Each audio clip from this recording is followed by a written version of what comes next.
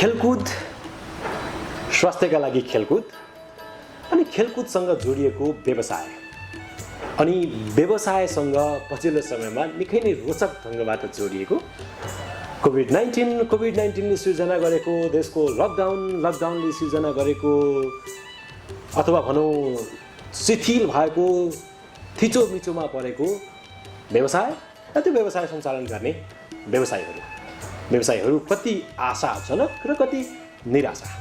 आजको कार्यक्रममा हामी केही खेलकुदसँग सम्बन्धित रहेर कुराकानी गर्छौँ र त्यो खेलकुदलाई व्यवसायीकरण कसरी गरिएको छ र खेलकुद कसरी व्यवसाय हो र खेलकुदबाट कसरी समाज सेवा सम्भव छ र सामाजिक मात्रै नभएर सांस्कृतिक मात्रै नभएर र खेलकुदको क्षेत्र मात्रै नभएर खेलकुदको व्यवसायबाट आर्थिक उन्नति कसरी गर्न सकिन्छ। आजको कार्यक्रममा हामी केन्द्रित रहन्छौँ कि व्यवसायमा जागिरबाट कसरी टर्न हुने र जागिर व्यवसायका लागि एउटा गतिलो सूत्र उत्पादनको एउटा शैक्षिक प्लेटफर्म हो भन्ने खालको एउटा गतिलो अन्तर्वार्ता यहाँहरू समक्ष हामीले प्रस्तुत गर्नको लागि एउटा चाँजो पाँजो मिलाएका छौँ। रेडियो अकला 105.3 मेगाहर्जको कार्यक्रम अकला दृष्टिकोणमा हामीले विभिन्न क्षेत्रका विभिन्न व्यक्तिहरूको आफ्नो विचार अथवा आफ्नो दृष्टिकोण राख्ने जमर्को गर्दछौँ, जसको कारणले गर्दा नयाँ पिँढीलाई, नयाँ व्यवसायीलाई र नयाँ करियर सुरुवात गर्ने अधिकांश व्यक्तिहरूलाई एउटा आफ्नो करियरलाई लिड गर्नको लागि सहयोग मिलोस् अथवा यसलाई अर्को शब्दमा यसो भनौँ कि मान्छेलाई जीवनको सही मार्ग निर्देशन दिनको लागि सही मार्ग कोर्नको लागि हामीले यो कार्यक्रम प्रस्तुत गर्ने जमर्को गर्दछौँ। आजको कार्यक्रममा हामीले प्रस्तुत गर्न खोजेको पात्रको नाम हो गणेश छेत्री। उहाँ कास्की जिल्लाको फुटसल सङ्घका अध्यक्ष हुनुहुन्छ। उहाँ एक्स आर्मी पनि हुनुहुन्छ, नेपाल आर्मीको, र उहाँले अहिले पोखरा महानगरपालिका वडा नम्बर 14 चौथेमा ex army arena private limited सञ्चालन गर्नुभएको छ, जहाँ विभिन्न खेलहरू हामी सहज ढङ्गबाट मनोरञ्जन लिएर खेल्न सक्दछौँ, जस्तै फुटबल र यसमा लन टेनिस र स्नोकर लगायतका गेमहरू हामी यहाँ खेल्न सक्छौँ। यहाँका फेसिलिटिजहरू तिनै छन्। उक्त यो एरियाना प्राइभेट लिमिटेडका एक्स आर्मी एरियाना प्राइभेट लिमिटेडका प्रोपाइटर गणेश छेत्रीसँग आज हामी यिनै विषयमा कुराकानी गर्दैछौँ।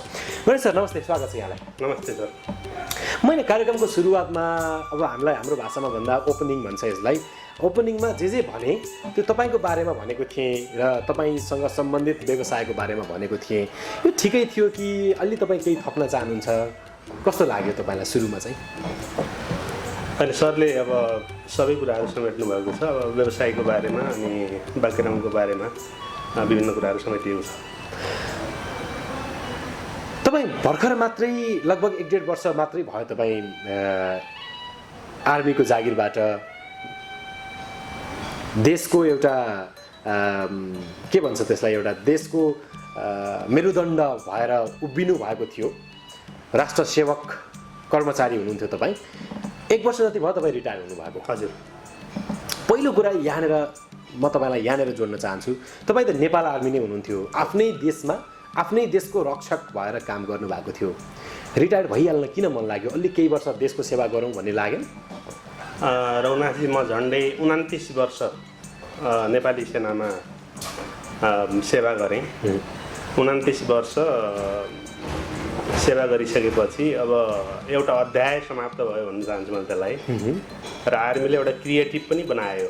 आर्मीलाई मैले श्रेय दिन पनि चाहन्छु। अब भर्खरको एउटा केटा अब 29 वर्ष सेवा गर्दा झन्डै म चाहिँ 48 वर्षको उमेरमा रिटायर भएँ। रिटायर भएपछि अब बाहिर निस्केर चाहिँ अब एक्टिभ लाइफ बिताउने कि प्यासिभ लाइफ बिताउने भन्ने हुन्छ। अब बाहिर निस्केर पनि अब एक्टिभ लाइफ बिताउनुपर्छ भन्ने आफ्नो चाहना। र एक्टिभ लाइफ बिताउनलाई व्यवसाय गर्नु पर्यो। व्यवसाय पनि अब विभिन्न किसिमका छन्। सेवात्मक व्यवसाय गर्ने कि अरू व्यवसाय गर्ने भनेर छनौट गर्दा मैले यो व्यवसायलाई रोजेर अब जागिरबाट अवकाश हुँदा बित्तिकै यतापट्टि लागेको छु। यस्तो तपाईँको व्यवसाय खेलकुदको छ। हजुर। यहाँ खेलाएर पैसा कमाउने ठाउँ हो यो चाहिँ। हजुर हजुर। अरूलाई खेलाउने, खेल खेलाउने अथवा खेल खेलाउन सिकाउने पनि होला। हजुर। हैन? यो गरेर तपाईँ व्यावसायिक हिसाबले अगाडि बढ्दै हुनुहुन्छ। यो खेलकुद र तपाईँको व्यक्तित्व बिचको सम्बन्ध, तपाईँको जीवनशैली र खेलकुद बिचको सम्बन्ध कस्तो छ? अथवा मैले भन्न खोजेको तपाईँ कहिलेबाट यो खेलकुदको क्षेत्रमा प्रवेश गर्नुभयो कि तपाईँ बाल्यकालदेखि नै यससँग एसोसिएट हुनुहुन्छ? अब फौजमा जाहिर खाइसकेपछि अब त्यहाँ खेलकुदलाई चाहिँ पनि धेरै मान्यता दिइन्छ। अब शारीरिक तन्दुरुस्तीको लागि खेल त अत्यावश्यक हो। अनि भित्र पनि अब कस्तो हुन्छ भने खेलाडी आफू खेल खेलेर खेललाई माया गर्ने र बाहिर बसेर पनि खेललाई माया गर्ने दुई किसिमको मान्छेहरू हुन्छ। म चाहिँ नि अब त्यस्तो प्रोफेसनल खेलाडी नभए पनि खेललाई माया गर्ने मान्छे हुँ। ब्यारेकभित्रै बस्दा पनि आफ्नो अन्डरको चाहिँ सैनिक जवानहरूलाई मैले चाहिँ खेल्नलाई उत्प्रेरित गर्थेँ। खेलले मान्छेलाई अनुशासित बनाउँछ, खेलले कोहेसिभनेस बढाउँछ र खेलले चाहिँ नि शारीरिक तन्दुरुस्ती पनि बढाउँछ भनेर खेललाई चाहिँ माया गर्ने मान्छे हुँ। त्यही भएर मलाई यो खेलप्रति अलि लगाव छ। तपाईँ पल्टनमा गइसके पछाडि, जागिर खाइसके पछाडि अनि मात्रै यतातिर तपाईँ केही लगाव राख्न सुरुवात गर्नुभयो भनेपछि तपाईँको त्यो जागिर सुरुवात गर्नभन्दा अगाडि खेलकुदको करियर सुरुवात थिएन। कहाँ जन्मिनु भएको थियो? मेरो घर पर्वत जिल्लाको अब साबिक भङ्गारा गाविस वडा नम्बर 2 गैरीसुहारा भन्ने ठाउँमा हो। हाल चाहिँ फलुवास नगरपालिका वडा नम्बर 9 मा पर्छ। हजुर। अब व्यवसायलाई तपाईँले कसरी व्याख्या गर्नुहुन्छ त? त्यसो भने तपाईँसँग त अनुभव त जागिरको छ। अब त्यो पनि तपाईँले गरेको जागिर अलि स्ट्रेट खालको जागिर हो। त्यहाँ चाहिँ चेन अफ कमान्ड हुन्छ। यसरी प्रस्तुत भऊ भने पछाडि त्यही हिसाबले नै तपाईँ प्रस्तुत हुनुपर्छ। व्यवसाय के रहेछ खास? अब रघुनाथजी, अब जागिर भनेको एउटा पाटो हो, व्यवसाय भनेको अर्को पाटो हो। रिटायर्ड लाइफमा फेरि जागिरै खाँदाखेरि चाहिँ नि अब सर्भाइभल गर्न पनि अलि गाह्रो।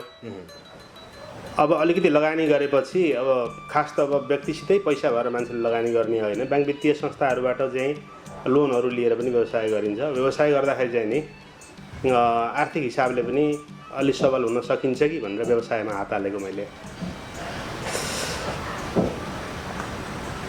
अब चाहिँ करियर एउटा अध्याय नै कम्प्लिट गरेर आइसके पछाडि फेरि व्यवसायमा तपाईँ प्रवेश गर्नुभएको छ, नयाँ क्षेत्रमा प्रवेश गर्नुभएको छ। हजुर हजुर।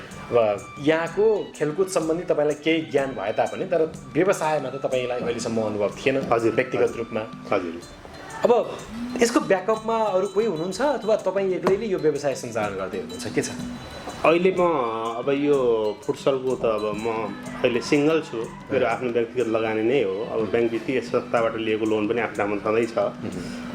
अब जागिरको पाटो पहिला, अहिले व्यवसाय तुरुन्त चाहिँ चेन्ज हुँदा कसरी चाहिँ अगाडि बढ्न सक्नुभयो भन्ने सरको कुरामा अब व्यवसाय अब अरू फुटसलहरू पनि हेरियो, अरू साथीहरूसित पनि जाने अब इन्ट्रेक्सन गरियो, अरू फिल्डको साथीहरूसित पनि हेरियो।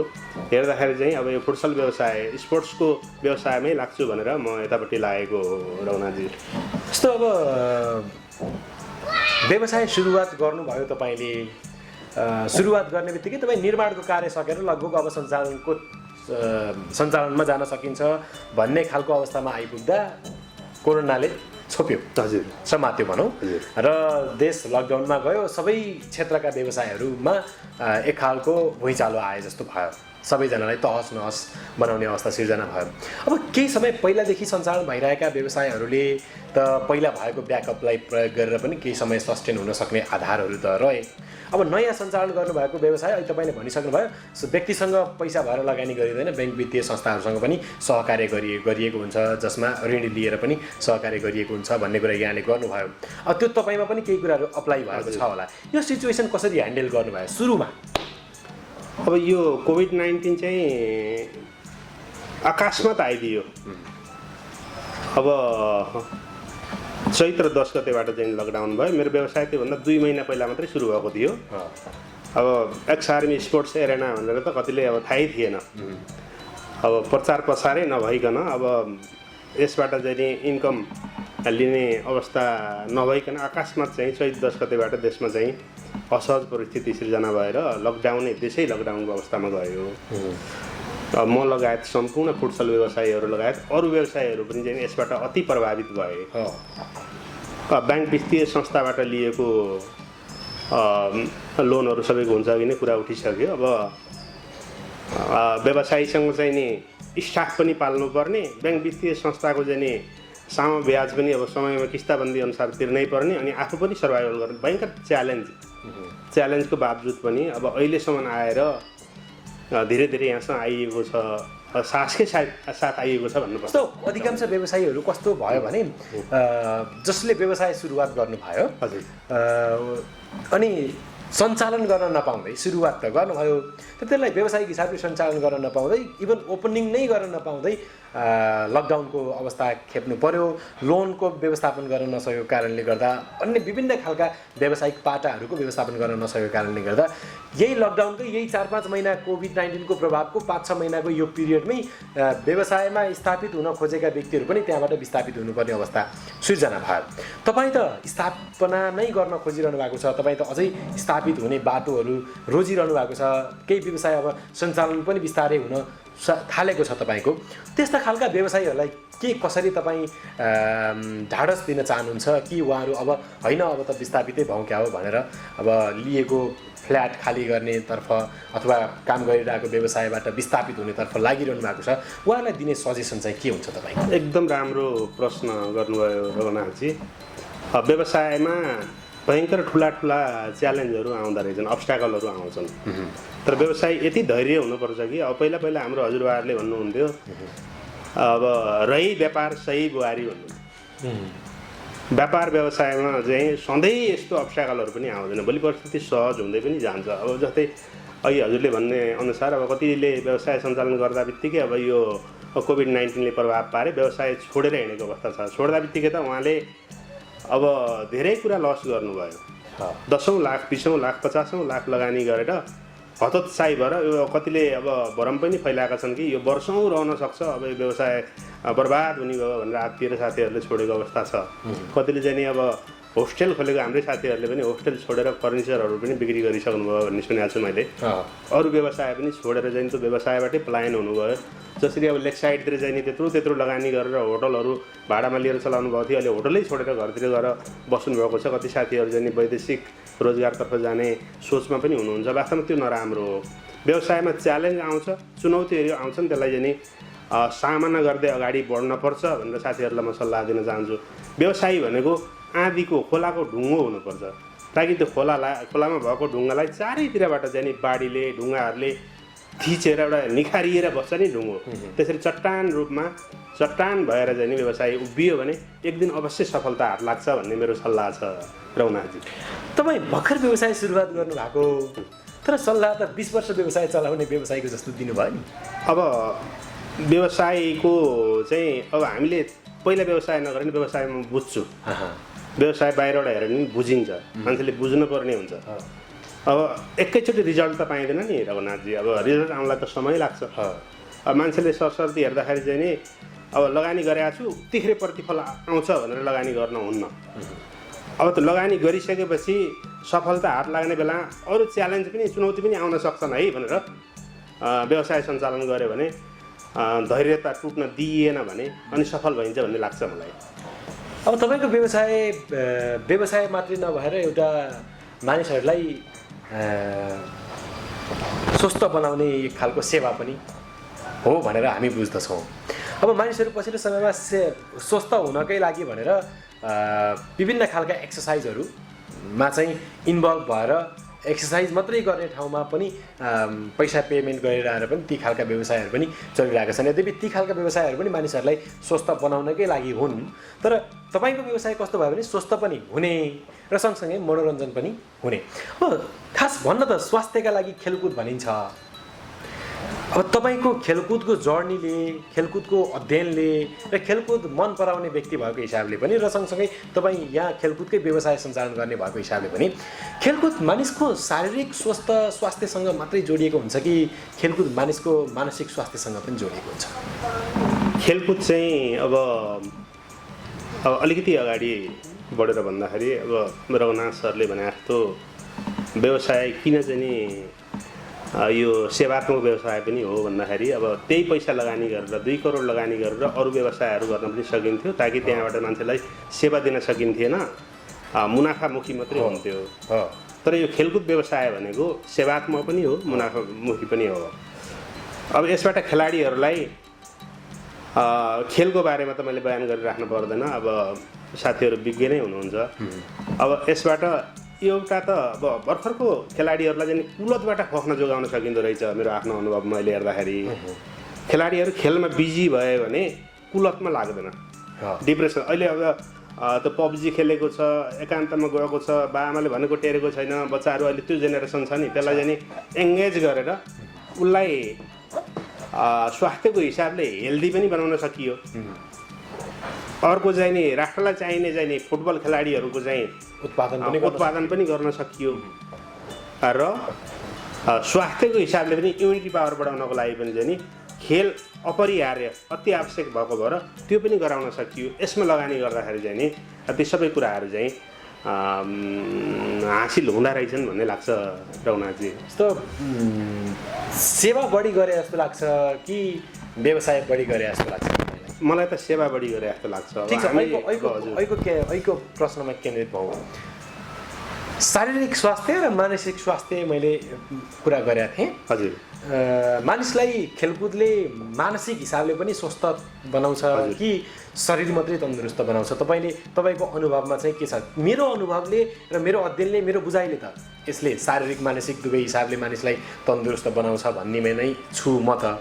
तपाईँको अनुभवले चाहिँ के भन्छ? शारीरिक मानसिक दुवै हिसाबले तन्दुरुस्त बनाउँछ खेलाडीहरूलाई, मानिसहरूलाई। अब यहाँ चाहिँ रौनाथजी, अब यो बच्चाहरूदेखि लिएर हाम्रो एजको 50-52 वर्षको चाहिँ साथीहरू पनि खेल्नुहुन्छ। अब उहाँहरू चाहिँ पहिल्यैदेखि खेल क्षेत्रमा लागेको भएर, पहिल्यैदेखि फुटबल खेल्ने भएको भएर उहाँहरू पनि यति हेल्दी हुनुहुन्छ कि मैले गर्व गर्छु उहाँहरूलाई देखेर। हामी फौजी मान्छे, फौजमा त्यत्रो शारीरिक कष्टहरू गरेर आएको मान्छे अहिले फिट छ भन्ने लाग्छ। म भन्दा नि उहाँहरूलाई फिट देख्छु मैले। शारीरिक हिसाबले त्यसै पनि फिट हुनुभयो। मानसिक हिसाबले कसरी भने मान्छे डिप्रेसनमा जाँदैन, उसको दिमाग पनि सार्प हुन्छ। त्यो हिसाबले पनि अनि साथीहरू बिच चाहिँ कोअपरेटिभ हुने, कोसिभनेस बढ्ने साथीहरू बिच, त्यो हिसाबले मानसिक हिसाबले पनि चाहिँ यो खेल क्षेत्र राम्रो छ। अब यो फुटसलको स्थापना, फुटसलको कन्सेप्टको डेभलपमेन्ट भनौँ न, मानिसहरू बिस्तारै धनी भए पछाडि खेलकुदमा पनि अलिकति सोफिस्टिकेटेड टाइपको खेलकुद को जहाँ चाहिँ झरी पर्दा पनि समस्या नहोस्, होइन, राति पनि समस्या नहोस्, कुनै पनि समस्या नहोस्, अलि स्ट्यान्डर्ड टाइपले खेल खेलौँ भन्ने हिसाबले नै यो स्थापना भएका होलान् जस्तो मलाई लाग्छ। जहाँ पानीको कुनै समस्या हुँदैन, मौसमले कुनै साथ दिएन भन्नु परेन, होइन, बत्ती बालेर पनि साँझ पख राति पनि हामी यसलाई सञ्चालन गर्न सक्यौँ। पछिल्लो समयमा त फुटसलमै पनि कति खालका म्याचहरू सञ्चालन पनि भएको हामीले देखिरहेका छौँ। सामान्य चौरमा खेलिने खेल र तपाईँले बनाउनु भएको यो एउटा क्षेत्रफलमा जुन एउटा निकै व्यवस्थित हिसाबले तपाईँहरूले एउटा एरिया बनाउनु भएको हुन्छ, फुटसलभित्रको एरिया, त्यहाँभित्र खेल्नु र बाहिर चौरमा खेल्नुमा भिन्नता चाहिँ के देख्नुहुन्छ तपाईँ? अब यो चाहिँ पोखरामा फुटसल चाहिँ सञ्चालन भएको झन्डै 8 वर्ष जति भयो।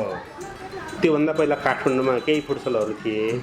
अब यो अन्तर्राष्ट्रकै सिको रौनाथजी हुन चाहिँ यसबाट के फाइदा हुँदो रहेछ भने अहिले चाहिँ नि अब बच्चाहरू खेल्नको लागि चाहिँ बोर्डिङ स्कुलहरू प्रशस्त छन् पोखरामा, तर भित्र ग्राउन्ड छैन कि, चौरहरू छैन, सार्वजनिक स्थानहरू छैनन्।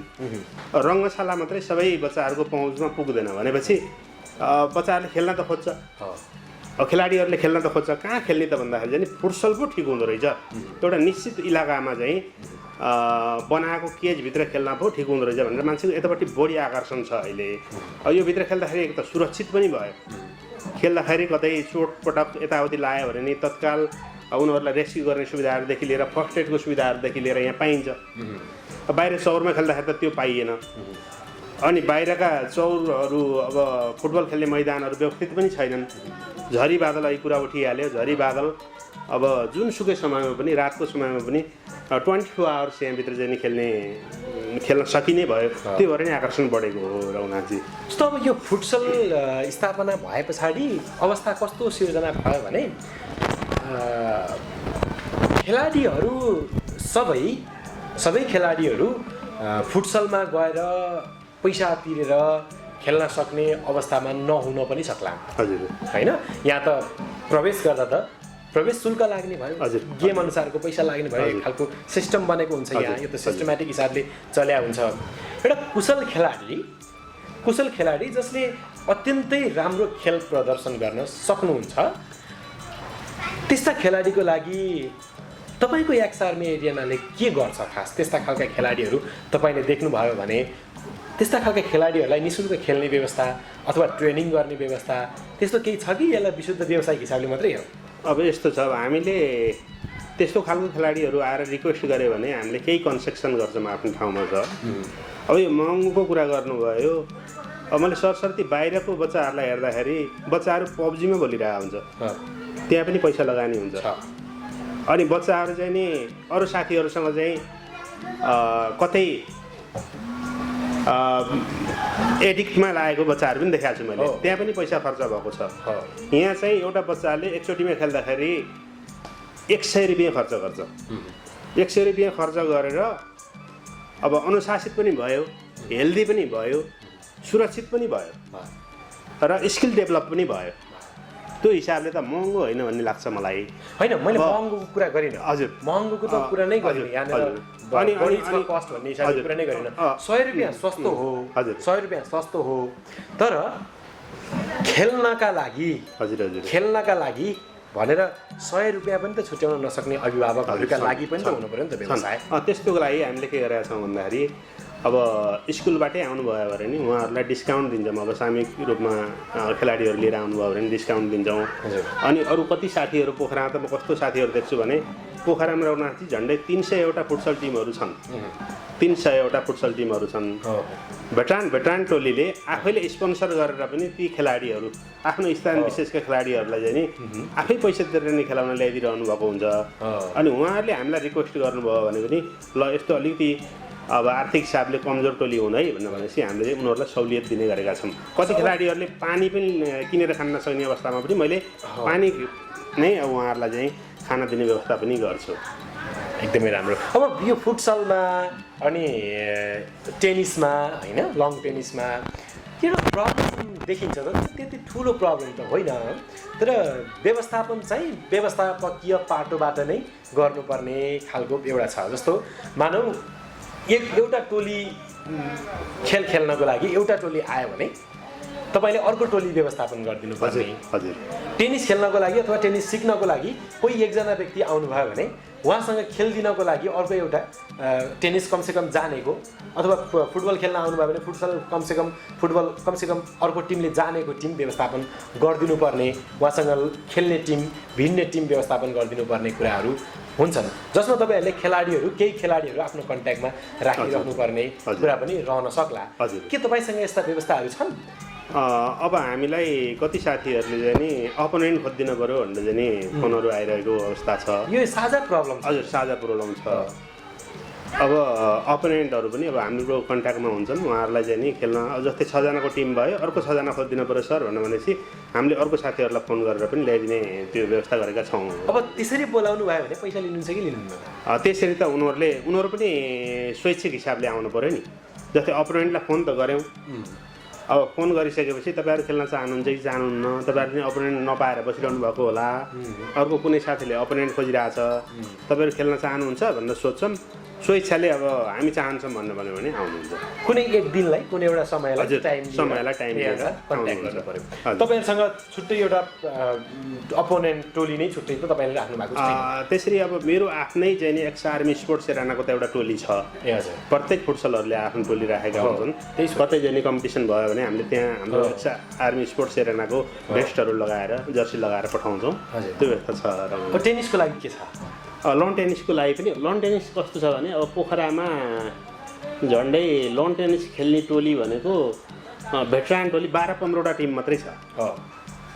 र लन टेनिस कोडहरू पनि धेरै देखेको छैन, मैले 5-6 वटा मात्रै देखेको छु। अब मैले निकट भविष्यमै लन टेनिस चाहिँ सञ्चालन गर्दैछु। त्यो क्षेत्रको विज्ञ साथीहरूलाई बोलाएर चाहिँ अब सरसल्लाह पनि गरिसकेका छु। उहाँहरूको पाटो पनि अब त्यही हो। अब उहाँहरूले पनि अपोनेन्टहरू अब त्यो सकेसम्म त उहाँहरूको सर्कुलरमै साथीहरू आउनुहुन्छ, खेल्नुहुन्छ, बस्नुहुन्छ र हामीले खोजिदिनु पऱ्यो भने नि हामी चाहिँ सम्पर्क गर्छौँ। ठिक छ। अब तपाईँ एउटा मिडियाको जिम्मेवार मिडियाको अन्तर्वार्तामा हुनुहुन्छ।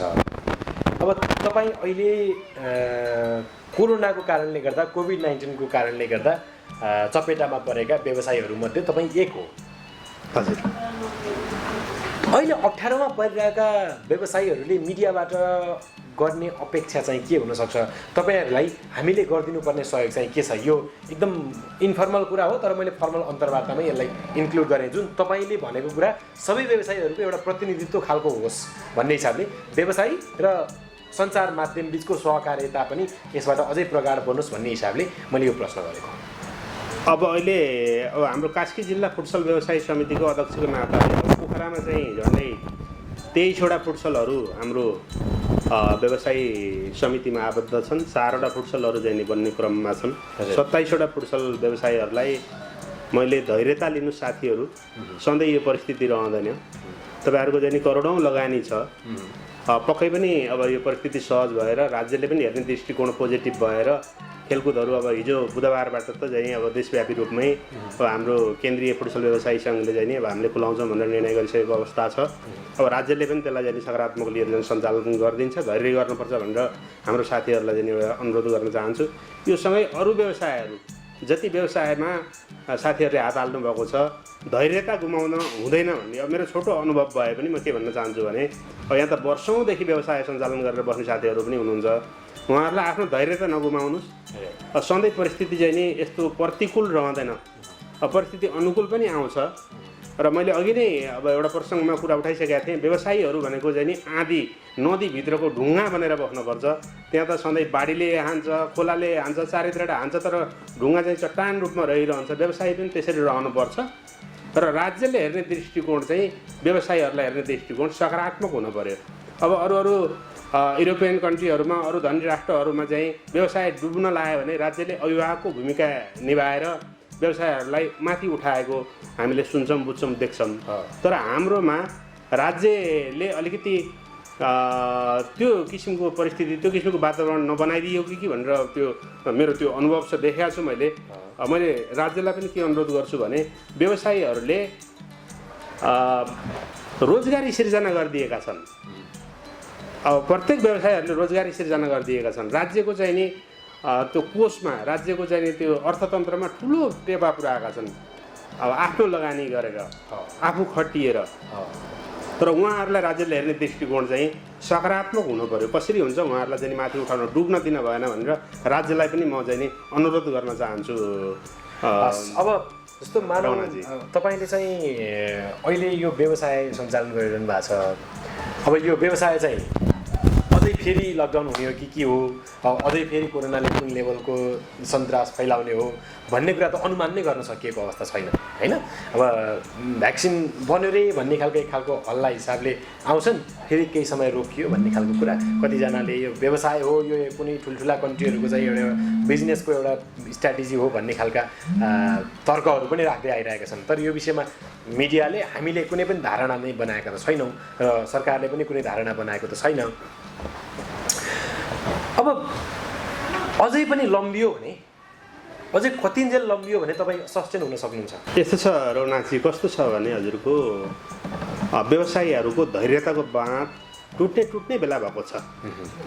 म त्यसरी हेर्छु। अब 6 महिनासम्म व्यवसायीहरूलाई चाहिँ नि अब जस्तै मैले जग्गा भाडा लिएर व्यवसाय सञ्चालन गरेको हो। अब जग्गा भाडामा दिने मान्छेहरूले पनि जग्गा भाडा मिनाय गर्न सकेको अवस्था छैन। ब्याङ्क वित्तीय संस्थाले पनि ल तपाईँको चाहिँ नि व्यवसाय अहिले स्टप भएको छ, ल ब्याज मिना तपाईँलाई भन्न सकेको अवस्था छैन। र मेरो स्टाफहरूलाई पनि सकि नसकि मैले पाल्न परिरहेको अवस्थामा म जस्तै अरू व्यवसायहरू पनि धराशायी हुने अवस्था छ। कोभिड-19सँग चाहिँ अब डराएर होइन, सँगसँगै जुझेर अगाडि बढ्नुको विकल्प छैन। अब त कल्पना नगरौँ, अब फेरि लकडाउनको कल्पना नगरौँ भनेर भन्न चाहन्छु मैले। यदि अब पनि लकडाउनको कल्पना लकडाउन गरियो भने देशको अर्थतन्त्र नै खस्कने, व्यवसायहरू अघि नै कुरा उठिसक्यो, पलायन भएर जान सक्ने अवस्था भएको छ। त्यही भएर राज्य सरकारले जे जति व्यवसायीहरू छन् यिनीहरूलाई चाहिँ नि अब यहाँबाट पलायन नहुने माहौल सिर्जना गर्नु पर्यो, नहुने वातावरण बनाउनु पर्यो। कोभिड-19सँग चाहिँ डराएर होइन, जुझेर अगाडि बढ्नु पर्यो। त्यो माहौल बनाओस् सरकारले भन्ने म चाहन्छु रौनाथजी। हस्, अब थोरै तपाईँको व्यक्तिगत जीवनसँग केन्द्रित भएर कुराकानी गरौँ। तपाईँ जागिरमा चाहिँ कति वर्षमा प्रवेश गर्नुभएको थियो? अब म जागिरमा 18 वर्ष हुँदा बित्तिकै प्रवेश गरेँ। तपाईँले लगभग जनयुद्धका सबै वर्षहरू फेस गर्नुभयो भन्ने अनुमान गरेँ मैले। हजुर। यो 52 सालबाट सुरुवात भएको 10 वर्ष जनयुद्ध तपाईँले फेस गर्नुभयो। कुनै एउटा अनुभव छ तपाईँसँग जसको समयमा तपाईँ जनयुद्धमा तपाईँ युद्धमै पर्नुभयो र तपाईँले एउटा कठिन परिस्थिति फेस गर्नुभयो, त्यस्तो अनुभव छ कि छैन? तपाईँ यतातिर लाग्नु पऱ्यो कि परेन? अनुभव छ रौनाजी। अब म चाहिँ 2047 सालमा भर्ना भएँ। 52 सालबाट जनयुद्धै सुरु भयो। त्यसपछि 58 मङ्सिर 11बाट चाहिँ नि सेना विधिवत रूपमा चाहिँ सरकारले सङ्कटकाल घोषणा गरेर प्रयोग गर्यो। त्यसपछि हामी चाहिँ नि विभिन्न चरणमा परिचालन भयौँ। म चाहिँ त्यो क्रममा पहिला चाहिँ नि विद्रोहको बेलामा चाहिँ नि रोल्पालाई चाहिँ त्यति बेला तत्कालीन विद्रोहीहरूको चाहिँ राजधानी मान्थे। म राजधानीमै थिएँ त्यति बेला, रोल्पामै थिएँ। रोल्पाको विभिन्न चाहिँ नि घटनाहरूमा म संलग्न थिएँ। अनुभवको कुरा गर्नुभयो रौनाथजी। अब साँच्चै भन्ने भने सेनाले विद्रोह लडाइँ चाहँदैन। सेनाले विद्रोह होस् भन्ने पनि चाहँदैन, लडाइँ होस् भन्ने पनि चाहँदैन। परिस्थिति त्यो बन्यो भने सेना परिचालन त हुन्छ। अब के अरे राज्यले दिएको दायित्व त सेनाले अवश्य निर्वाह गर्नुपर्छ। त्यस क्रममा प्रशस्त अनुभव हासिल गर्ने मौका पाइयो। जस्तो कुनै एउटा इन्सिडेन्ट नै सुनाउ न। जस्तो रुकुममा भएको कुनै अट्याकमा तपाईँ पर्नुभयो अथवा तपाईँहरू कतै खोज्दै जाँदा होइन तपाईँहरू अपोनेन्टको फन्दामा पर्नुभयो अथवा अहिले इजिली भन्दा जनमुक्ति सेना भनिन्थ्यो त्यति बेला, तिनीहरूको फन्दामा परेको अथवा उनीहरूसँग प्रत्यक्ष भेटेरै लड्न परेको अवस्था, त्यस्तो केही अनुभव छ तपाईँसँग? प्रत्यक्ष लडेको रोल्पाको पोवाङको लडाइँमा चाहिँ प्रत्यक्ष लडियो। रातभरि चाहिँ लड्या हो त्यहाँ। हाम्रो पक्षमा नि केही क्षति भयो, अब तत्कालीन विद्रोही पक्षमा नि केही क्षति भयो। र अपहरणको सन्दर्भमा कुरा गर्दाखेरि चाहिँ नि 63 सालमा हुनुपर्छ। म पृथ्वीनारायण क्याम्पसमा चाहिँ नि 3-4 घन्टा साथीहरूले मलाई चाहिँ नि अपहरण गरेको अवस्था थियो। अनि म चाहिँ मेरो सालीलाई भर्ना गर्न त्यहाँ क्याम्पसभित्र छिरेको, साथीहरूले चिनिरहेर छन् मलाई। त्यसपछि 3-4 घन्टा लगेर मलाई राखेर यताउति अब गर्नुभयो। अनि पछि छोडिदिनु भयो उहाँहरूले। त्यही नै हो।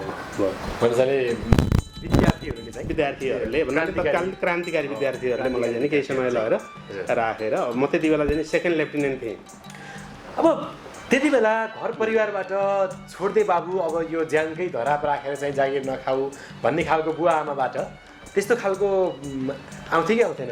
थियो। अब बुवा आमाले त अब चाहिँ छोरालाई कसरी लडाइँमा जाओस् भनेर कसरी बुवा आमाले चाहन्छन् र उहाँहरूको चाहना चाहिँ अब जागिर छोडेर बरु अरू केही गरेर बस्दिए हुन्थ्यो भन्ने उहाँहरूको पटकको चाहना थियो। तर म चाहिँ जागिर खाइसकेपछि सबै साथीहरूसँग एक्लै लड्ने होइन, फौजमा फेरि सबै साथीहरूसँग लड्ने हो।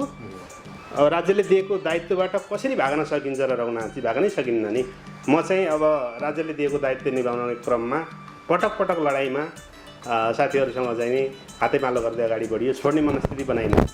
प्रश्न अब मैले गर्ने प्रश्न गम्भीर छ तर सुन्दा अलि निर्मम पनि सुनिन्छ। यसलाई कति पनि अप्ठ्यारो नमानिकन, गाह्रो नमानिकन उत्तर दिनु होला। दिन मन नलागे नदिँदा पनि हुन्छ। तपाईँको हातबाट कतिजना मान्छे मर्यो होला? अब लडाइँमा के हुन्छ भने त्यो ध्रुव सत्य कुरा हो। अब दुई पक्षबीच लडाइँ हुँदा अवश्य पनि चाहिँ दुवै पक्षमा क्षति हुन्छ। दुवै पक्ष आक्रोशित भयो। दुवै पक्ष आक्रोशित। अझ भनौँ त्यहाँ तपाईँ जस्तै साथीहरूले मलाई सुनाएको अनुभवमा त आफ्नो साथी घाइते अथवा आफ्नो साथीको देहान्त नै भएको आँखाले देखियो भने त्यो आक्रोशको कुनै एउटा सीमा नै हुँदैन भन्ने अनुभव त मैले सुनेको छु। तपाईँ जस्तै अन्य साथीहरूसँग पनि हामीले भलाकुसारी गर्दाखेरि कतिजनालाई यस्तो भयो। अब सामूहिक रूपमा कुरा गर्नुपर्छ। अब हामी चाहिँ नि सामूहिक रूपमा चाहिँ नि अब एक आपसमा भिड्ने क्रममा दुवैतर्फ क्षति भएका होलान् भनेर म भन्नु लाग्छ। कहिलेकाहीँ आर्मीले गाउँ नै जलाइदियो, भएका घर जति सबै जलाइदियो भन्ने खालका समाचार पनि हामीले पढ्थ्यौँ। हामी त सानसानै थियौँ होइन। अब आए माओवादीहरू आए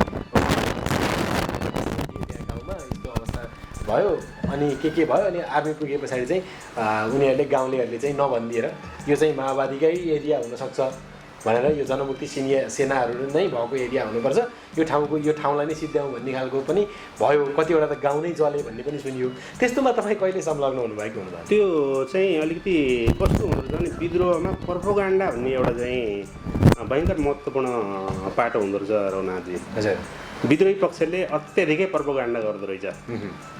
अब जसरी मिडियाहरू मार्फत त्यसरी भने नि उनीहरूले विद्रोहीहरूले तत्कालीन विद्रोहीहरूले भने गाउँ नै जलाइदिएको, निर्मम तरिकाले चाहिँ हत्या गरेको, मानवाधिकार हनन गरेको विभिन्न भन्थे साथीहरूले, हामीले पनि सुन्थ्यौँ रेडियोहरू। त्यो भनेको प्रोपोगन्डा।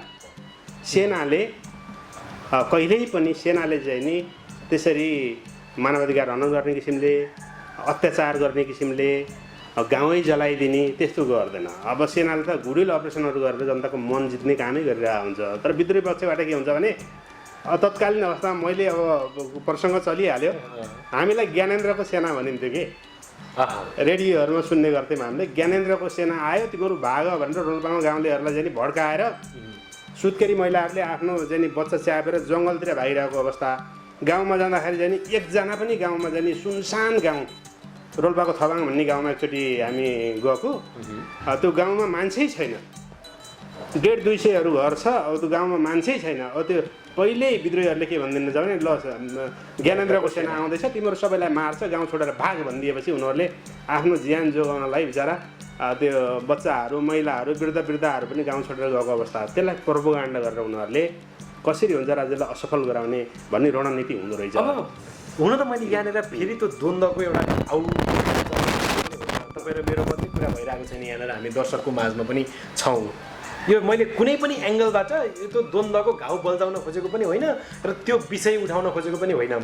तर तत्कालीन जनमुक्ति सेनामा संलग्न भएका मानिसहरूसँग हामीले अन्तर्वार्ता गर्दा उहाँहरूले जनमुक्ति सेनाले मान्छे मारेन, जनमुक्ति सेनाले त्यस्तो खालको विद्रोह गाउँमा सामान्य जनताहरूमाझ मच्चाएन होइन। हाम्रा मान्छे हुन् कि भन्ने शङ्का गरेर तत्कालीन सेनाले चाहिँ यसरी चाहिँ यस्तो खालको विध्वंस मच्चाउँथ्यो र युद्ध हुँदाखेरि चाहिँ कलेक्टिभ हिसाबले कति मान्छेहरूले चाहिँ आफ्नो जीवन त्याग नै गर्नुपर्थ्यो भन्ने खालका कुराहरू सुनाउनुहुन्छ। फेरि तपाईँसँग कुराकानी गर्दा होइन सेनाले त कहाँ मान्छेलाई त्यस्तो गर्छ र सेनाले त अझै मन जित्ने नै काम गर्छ भन्ने कुरा भयो। फेरि रेकर्डमा 17,000 मान्छे मरे भन्छन्, कसले मार्यो त? यस्तो भयो। अब कस्तो भयो भनेर कुरा गर्दा उपयुक्त होला भनेर रघुनाथजी। अब अहिले त अब कुनैको पक्ष लिन परेन नि त। परेन, म त रिटायर भइसकेँ, मैले सेनाको पक्ष लिनु पनि छैन, राज्यको पक्ष लिनु पनि छैन, तत्कालीन विद्रोहीको पक्ष लिएर बोल्न पनि चाहिँ विद्रोही नै छैन, विद्रोही नै छैन। सेनालाई सेनामा समायोजन गरियो, हाम्रै आर्मीकै साथीहरू भए उनीहरू। अब मैले अघि नै भने नि, अब त्यो कसरी हुन्छ प्रोपोगन्डा भन्छ कि मिथ्या हल्ला फैलाएर अब जनताहरूलाई चाहिँ भ्रमित कसरी पार्न सकिन्छ र चाहिँ नि अन्तर्राष्ट्रिय स्तरमा चाहिँ आफ्नो अब यो विद्रोही शक्ति पनि बलियो भयो भनेर कसरी स्थापित गर्न सकिन्छ भन्ने साथीहरूको चाहना हुँदो रहेछ विद्रोहीको साथीहरूको। त्यहीँबाट निस्केको जनमुक्ति सेनाको साथीहरूले त्यो कुरा गर्नुभएको होला। तर वास्तवमा चेन अफ कमान्डमा चल्ने संस्था हो नि सेना भनेको त, माथिको आदेश पालना गरेर अगाडि बढ्ने संस्था हो र त्यहाँ मानवाधिकारको कुरा पनि हुन्छ, त्यहाँ चाहिँ हजुरको चाहिँ नि अनुशासनको कुरा पनि हुन्छ। आफू खुसी के अरे फौजले गर्न पाउँदैन, त्यो हिसाबले चाहिँ नि त्यस्ता चाहिँ गलत निर्णय सेनाले गरे जस्तो लाग्दैन मलाई रघुनाथजी। हस्, यो थोरै रोचक विषयलाई नै यहाँनिर जोडेको मैले। अब यसले त्यति ठुलो अर्थै राख्नको लागि त्यति बेला फेरि एउटा कुनै विद्रोही खालको मानसिकता मानिसमा विकास गर्नको लागि प्रश्न गरिएको चाहिँ बिल्कुल होइन। अब अन्त्यमा छौँ, व्यवसायमा सफल हुनको लागि अपनाउनु पर्ने केही सूत्रहरू छन् तपाईँले अपनाउनु भएका? अब अहिले सरसर्ती अब अहिलेको कठिन परिस्थितिलाई हेर्दा त तपाईँले धैर्यताको बाँध नफुटालौँ भन्नुभयो होइन, धैर्य भएर बसौँ केही समय भन्नुभयो। परिस्थितिले नै धैर्यताको बाँध फुटाल्यो भने त अब को नै यहाँनिर रहन सक्ला र होइन। अब देशकै अर्थतन्त्र डामाडोल भएको अवस्थामा त हामी त देशका जनता न हौँ होइन। देशकै अर्थतन्त्र डामाडोल भयो भने अरू केही पनि गर्न सकिने अवस्था छैन। तर त्यो हामीले कल्पनै नै नगरेको अवस्था अहिले जुन एक खालको त्यो डिस्टोपियन टाइपको थिङ्किङ जो नहोस् भन्ने हामी सोच्छौँ, त्यो अवस्था नआइन्जेलसम्म सफल हुनको लागि चाहिँ कस्ता सूत्रहरू अपनाउनुपर्छ? यो अन्तिम प्रश्न तपाईँलाई। अब रौनाथजी, अब व्यवसायलाई चाहिँ नि यथावत राखेर अब कन्टिन्युटी दिनको लागि चाहिँ अघि नै मैले भने अब जुनसुकै व्यवसायहरूलाई पनि च्यालेन्जहरू आउँछन्, त्यो च्यालेन्जहरूसँग जुधेर अगाडि बढ्न सक्नु पऱ्यो र त्यसलाई ऊर्जा दिनपर्छ भन्ने लाग्छ मलाई। राज्यले ऊर्जा दिन पऱ्यो। राज्यले चाहिँ हेर्ने दृष्टिकोण पोजिटिभ हुन पऱ्यो त्यो व्यवसायहरूलाई अडाइदिनलाई, र व्यवसाय आफूले पनि अब छोडेर होइन, त्यसलाई सँगसँगै लिएर सँगसँगै जुधेर कसरी हुन्छ अझ राम्रो गरेर अगाडि बढ्नुपर्छ र आत्तिएर हतोत्साही भएर चाहिँ व्यवसाय छोड्यो भने त अर्को व्यवसाय त्यसलाई जोड्नलाई चाहिँ उसो झन् लाखौँ रुपियाँ खर्च गरेर पनि फेरि स्थापित हुन लगाएर हुन्छ। जुन व्यवसायमा छ त्यसमा चाहिँ अडिग भएर राज्यले हेर्ने दृष्टिकोण पनि सकारात्मक होस्, राज्यले चाहिँ नि सक्छ भने केही सहुलियत दियोस्, ब्याङ्क वित्तीय संस्थाको चाहिँ ब्याजमा चाहिँ नि अब सहुलियत प्रदान गरोस् र व्यवसायहरूले पनि आफू चाहिँ एकदम कटिबद्ध भएर आफ्नो व्यवसायमा समर्पित भएर चाहिँ नि लाग्यो भने अवश्य सफल हुन्छ भन्ने मलाई लाग्छ रौनाथजी। हस् दाइ, यो कुराकानीको लागि यहाँलाई धेरै धेरै धन्यवाद। अन्तिममा तपाईँले अन्तर्वार्तामा समावेश गर्नै पर्ने कुराहरू यदि केही छन् भने तपाईँ राख्न सक्नुहुन्छ। रेडियो अकलाले जसरी यहाँ आएर मेरो कुराहरू चाहिँ व्यवसायीको प्रतिनिधित्व गर्ने हिसाबले, फुटसल व्यवसायीको प्रतिनिधित्व गर्ने हिसाबले चाहिँ राख्ने मौका दिनुभयो, त्यसको लागि चाहिँ नि अकला परिवारको चाहिँ नि चेयरम्यान लगायत यहाँ हाम्रो रौनाथजी लगायत अरू प्राविधिक साथीहरूलाई धेरै धेरै धन्यवाद भन्न चाहन्छु। दर्शकवृन्द, यो थियो कुराकानी कास्की जिल्ला फुटसल सङ्घका अध्यक्ष गणेश छेत्रीसँग हामीले कुराकानी गऱ्यौँ। उहाँका जीवनकालका विभिन्न गतिविधिहरूमा पनि हामी केन्द्रित भयौँ। उहाँ नेपाली सेनामा लगभग 36 वर्ष सेवा गर्नुभयो। जति बेला नेपालको एउटा गतिलो इतिहास 10 वर्षीय जनयुद्ध जसको जुन लेभलको उपलब्धिको नेपाली जनताले आशा गरेका थिए भनेर भनिएको थियो, त्यही खालको उपलब्धि प्राप्ति नभए तापनि इतिहासमा त्यो चाहिँ गतिलो एउटा कालखण्डको रूपमा उल्लेख गरिएको छ, जसमा प्रत्यक्ष रूपमा सहभागी पनि हुनुहुन्थ्यो। त्यो हिसाबले पनि मैले उहाँलाई ती प्रश्नहरू पनि गरेँ र उहाँले आफू रिटायर भइसके पछाडि पोखरा महानगरपालिका वडा नम्बर 14मा रहेको चाउथे स्थित ex army Ariana private limited भनेर एउटा खेलकुद विभिन्न खालका खेलहरू खेल्न सकिने एउटा स्टेसन फुटसल स्थापना गर्नुभएको छ, जहाँ लङ टेनिस तत्कालै सुरुवात हुँदैछ र स्नोकर र फुटबल खेल अहिले सञ्चालन भइरहेका छन्। हामी तपाईँसँग निरन्तर यस्तै खालका व्यवसायहरूसँग केन्द्रित भएर यस्ता खालका बहसहरू सञ्चालन गर्दै जानेछौँ, जसले गर्दा यो कठिन र विषम परिस्थितिमा व्यवसायीहरूलाई अझै अगाडि बढ्नको लागि एउटा आत्मबल र प्रेरणा सबै मिलोस् भन्ने हाम्रो कार्यक्रमको मुख्य हेतु हो। नमस्कार।